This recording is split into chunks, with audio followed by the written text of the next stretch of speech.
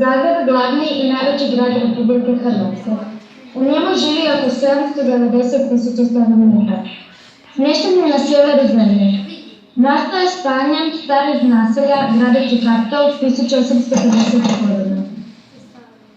Zagreb je političko i upravno središte Hrvatske. Središte hrvatske vlade i sabora smješteno je na Markovu trgu. U Zagrebu se nalaze brojne kulturno-povijesne ustanove, crkve, galerija, kazališta. Kulturno-povijesni spomenici, zdravstvene i prosvjetne ustanove, škole, fakulteti. U Zagrebu ima mnogo znamenitosti. Neke od njih su Gornji grad, Banski dvori i crkva Svetog Marka, katedrala, trg Bana Josipa Jelačića i najdulja Zagrebačka ulica Ilica.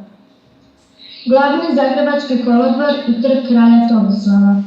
Parkovi su Zrinjevac i Maksimir, zoo vrt u Maksimiru i botanički vrt. Prepoznato je Zagrebačko kupalište i jezero Jarun.